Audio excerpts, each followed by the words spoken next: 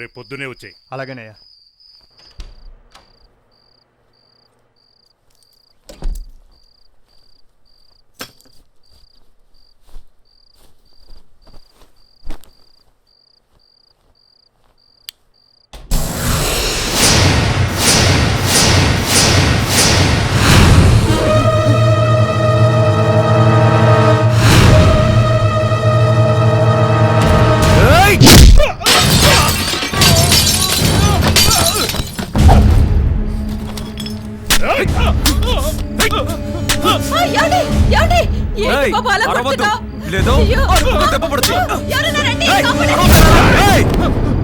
ఏదైనా చేద్దాం చూసావో ఒకే పోటు కసుకుంది కొద్ది.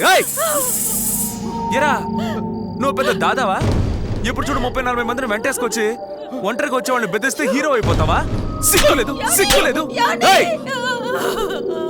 ఎరా ఎలక్షన్ నిలబడబోయేది నేను, నా దగ్గరకు వచ్చి మాట్లాడకుండా కొజ్జలాగా మా నాన్న దగ్గరికి వెళ్ళి బెదిరిస్తావా? అది కూడా చెయ్యేసి. వెళ్ళు వెళ్ళు, లేదంటే అరుపుకు దెబ్బపడుద్ది. అయితే వెళ్ళు వెళ్ళు. ఇప్పుడు రారా, నేను ఒక్కడే ఉన్నాను, కొట్టుకుందామా?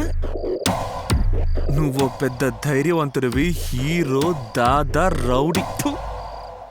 నేనేమేం చేశానో చెప్తాను, ఎవరికి ధైర్యం ఎక్కువ నువ్వే నిర్ణయించుకో. ఇదే ఇంట్లోపలికి వచ్చి నీ కూతుర్ని ముద్దు పెట్టుకొని వెళ్ళాను. ఆ ముద్దు ఎలా ఉందో నీ కూతుర్ని అడుగు.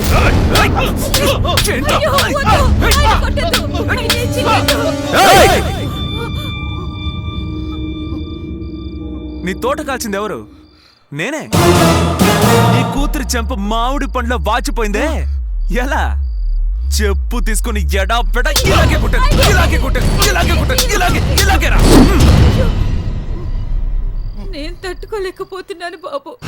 మరి మిగతా వాళ్ళకి ఎలా ఉంటుంది? తెలివైన పెళ్ళానివైతే నోరు మూసుకొనుండు. నీ మొగుడంటే నీకు ఇష్టం లేదనుకుంటే కేకలే, బాగా తగిలిస్తాను వీడికి. కొట్టనా? ఇప్పుడు తెలిసిందా నేనెవరినో? ఇకపై ఏదైనా సరే నాతో మాట్లాడు. అది మనసు మా అమ్మ నాన్న దగ్గర తోకచావు. అది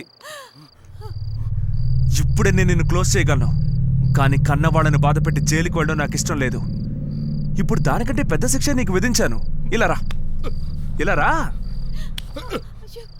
కట్టుకున్న దాని ముందే ఇంకొకరితో తన్నించుకోవడం సూపర్ కదా? నువ్వు నన్నేమీ పీకలేవు.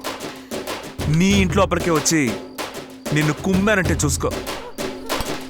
ఇది నీకోసమే కొన్న కత్తి, దీనికి అనవసరంగా పని పెట్టకు.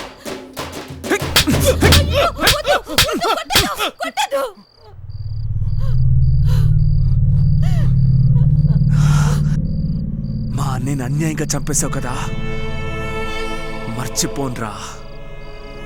దానికి కలిపి ఉందిరా నీకు.